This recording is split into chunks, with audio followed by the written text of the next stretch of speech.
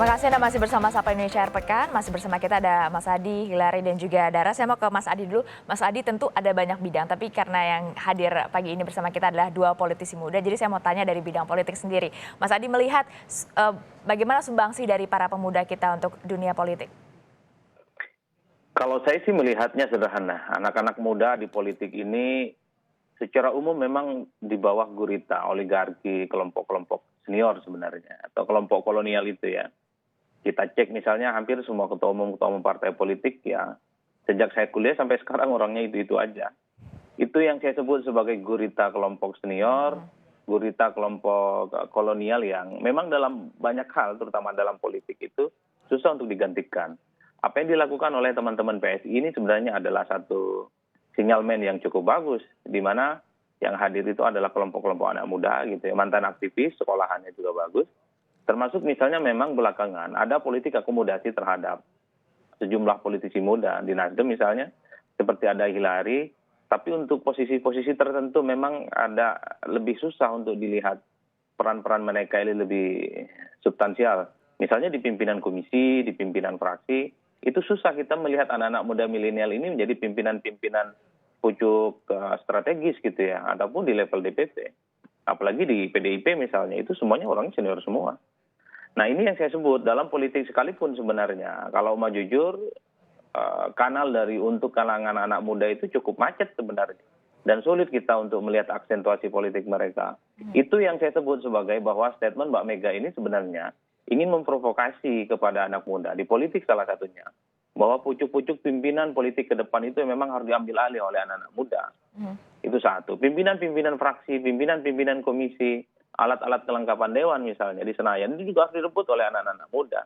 Ini tidak ada toleransi. Kalau kita ingin memaknai ekstrim, apa yang disampaikan oleh Mbak Megawati itu.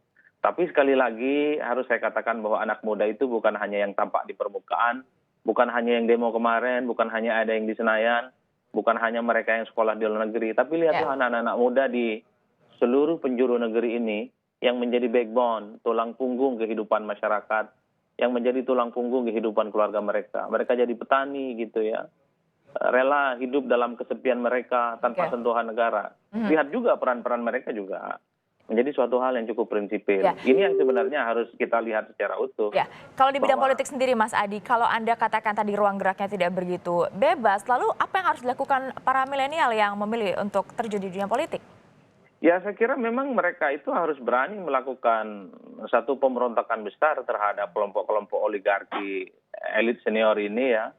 Tentu dengan cara-cara prosedur dan konstitusional. Kita dulu senang misalnya kalau melihat ada Partai Demokrat itu dimenangkan oleh Pak Anas Urbaningrum. Tapi sayang misalnya Pak Anas harus berakhir dengan kasus korupsi. Ataupun ada Mas Romi di P3 juga anak muda. Tapi memang juga harus berurusan dengan KPK. Tapi di pucuk pimpinan politik saat ini memang harus ada keberanian dari teman-teman pemuda gitu ya. Untuk memberikan satu sentuhan yang lebih variatif gitu ya, terutama dalam posisi-posisi kunci yang strategis dalam pengambilan kebijakan. Tapi di luar itu sebenarnya kita harus maknai statement Mbak Megawati itu telunjuknya satu kepada anak-anak muda yang ada di lingkungan kekuasaan saat ini. Ayo dong anak muda itu yang sering dibanggakan sudah bisa ngapain aja di negara ini. Ada menteri, ada staf sus gitu ya. Terus ada yang kemudian menjadi komisaris di sejumlah kementerian. Tunjukkan apa yang sudah mereka lakukan. Mereka sudah punya kemewahan, punya fasilitas, dan punya kemudahan segala-galanya untuk berbuat untuk di negeri ini gitu ya. Sementara teman-teman yang tidak ada di luar kekuasaan, tunjukkan gitu bahwa mereka bisa juga berkontribusi untuk negara. Dan sekali lagi, bukan hanya politik, masih banyak hal yang bisa dilakukan di ekonomi, di bidang hukum. Kalau kita melihat secara umum irisan bangsa ini, hanya di politik yang macet sebenarnya. Selebihnya ya sudah maju. Ekonomi ya anak-anak muda semua isinya unicorn itu. Aktivis-aktivis LSM, kelompok civil society, itu juga anak-anak muda. Lembaga-lembaga konsultan juga anak-anak muda semua. Jadi mensimplifikasi peran anak muda sebatas di politik, terutama di level-level politik strategis, memang kita tidak bisa mengukur itu dengan mudah ya. Hilary, Anda punya jalan perjuangan sendiri saat ini jadi wakil rakyat di parlemen. Tapi banyak anak-anak muda di luar sana yang tadi disebutkan juga oleh Mas Adi punya jalan perjuangan mereka masing-masing. Mungkin ada yang memilih lewat demonstrasi, ada yang memilih membuka usaha sendiri menjadi entrepreneur. Kita spesifik mau bicara soal demo karena ini yang disebut dalam pidato Bu Mega. Bagaimana Anda melihat jalan perjuangan lewat demonstrasi ini? Jadi memang pertama, mungkin saya agak kurang setuju kali ini ya. Saya jarang kurang setuju dengan Mas Adi karena Mas Adi sering membawa ide-ide yang luar biasa. Tapi saya kurang setuju kalau kemarin sepertinya Ibu Mega langsung menyasar kepada anak-anak muda di dunia politik, anak-anak muda di dunia pemerintahan, anak-anak muda yang punya privilege. Karena kemarin Ibu Mega itu langsung menyasar kepada anak-anak muda yang turun ke jalan dan melakukan tindakan-tindakan anarkis. Seakan-akan semua anak muda ketika berdemonstrasi yang bisa dilakukan hanya tindakan anarkis saja. Saya paham ada banyak anak-anak muda yang turun ke jalan berjuang mungkin tanpa terlalu banyak memahami apa itu Omnibus Law, apa itu Undang-Undang Cipta Kerja, apa krusialnya buat Indonesia saat ini, apa urgensinya. Tetapi kita melihat bahwa sebenarnya ini adalah bukti bahwa anak muda Indonesia mulai tidak abai terhadap politik. Sudah banyak survei yang menunjukkan bahwa di Indonesia anak-anak mudanya cukup pesimis dengan politik karena sepertinya tidak akan pernah diakomodir ataupun tidak akan pernah diberikan kesempatan. Dan kali ini saya setuju dengan Mas Adi ya, karena memang sulit dan kami sama sekali tidak dimanjakan di dunia politik. Kalau bicara soal dimanjakan pasti bukan anak-anak muda di dunia politik dan pemerintahan ya, karena kami harus struggle bersaing sama rata sama semuanya dengan senior-senior yang sudah lebih dulu punya banyak pengalaman. Oke. Dan bagi saya kalau misalnya anak-anak muda saat ini turun ke jalan, bahkan menggunakan TikTok mereka, bahkan menggunakan Instagram mereka untuk menunjukkan apa yang menjadi keyakinan mereka yang Ya. penting bagi bangsa dan negara, pemerintah Oke. tidak boleh baper.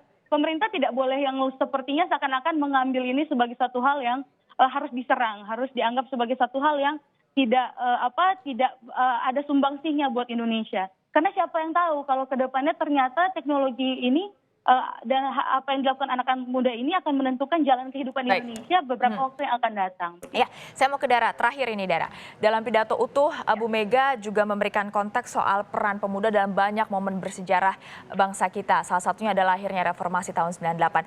Anda melihat seharusnya seperti apa anak muda, entah itu milenial ataupun generasi Z, memaknai peran pemuda dalam perjalanan berbangsa dan bernegara?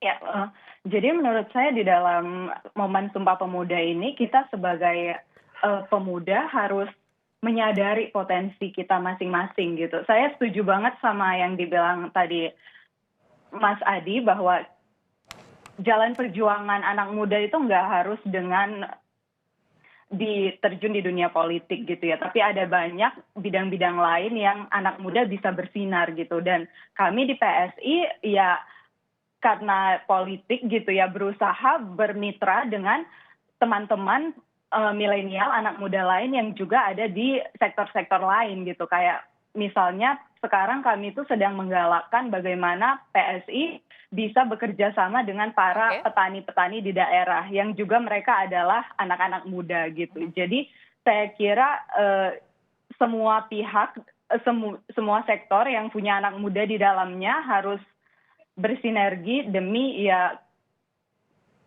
kemajuan bangsa ke depannya. Baik, terima kasih banyak Dara, Hilary dan juga Mas Adi atas waktunya di Sapa Indonesia Akhir Pekan. Sehat selalu untuk kita semua.